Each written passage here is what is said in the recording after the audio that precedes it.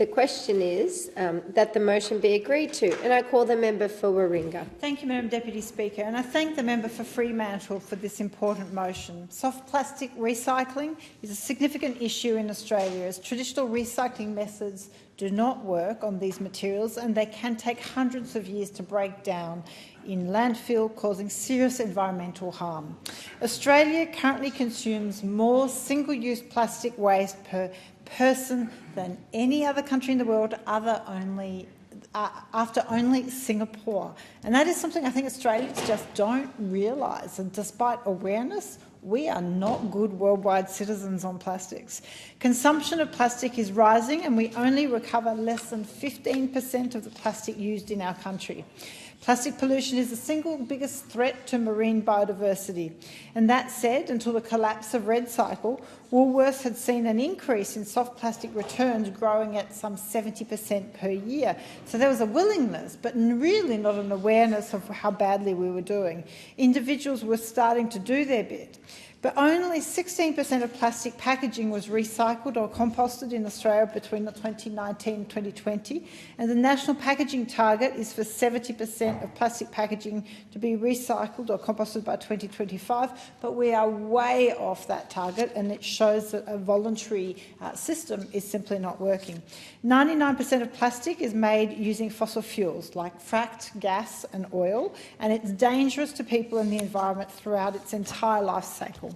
RedCycle was a well-known soft plastic recycling initiative in Australia, but then declared bankruptcy, catching all unaware, leaving a huge gap in this circular system.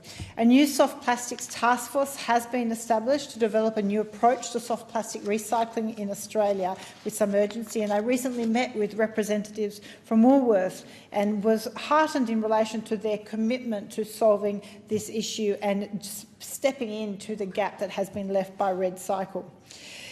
The task force is a collaboration of leading brands, government bodies and industry groups aiming to create a more sustainable future for soft plastics in Australia. It's quite frightening actually to think to what extent all these players were simply in the dark as to how badly RedCycle was operating. The Soft Plastics Task Force will focus on education, innovation and collaboration to address the challenges of soft plastic recycling. And it does aim to develop new recycling technologies and solutions, such as using soft plastics in road infrastructure and other construction projects. The aim is to introduce in-store collection pilot as well as curbside collection programs. But what we do need to recognise is government needs to have a priority when it comes to its procurement, that in fact we are prioritising use of recycled plastics. Because we do know that the task force is severely constrained by Australia's lack of access to soft plastic recycling, which can process the mixed polymer soft plastics they aim to collect. So currently it's impossible to recycle the volume of household soft plastics collected in the proposed programs using the current infrastructure.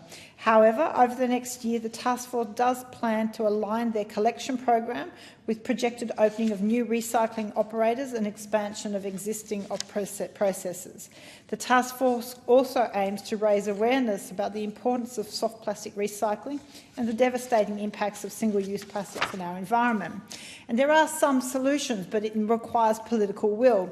Soft plastic recycling reduces waste, conserves natural resources and prevents pollutions.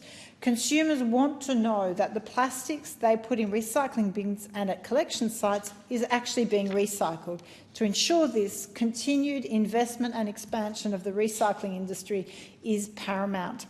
We need to ensure circular economy works, where waste is designed out, materials are kept in the economy for as long as possible, and residual waste is reduced and safely managed in a safe and sustainable alternative to the constant reintroduction of virgin plastics we currently see in Australia. And that's why I strongly support that we in fact introduced an import tax when it comes to any manufacturers or selling of any use of virgin plastics. We need to get away from that constant new plastics coming into the system.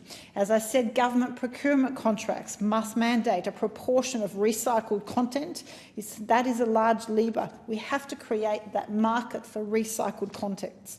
content, and product stewardship schemes can be imposed to increase the responsibility of businesses for the waste that they produce.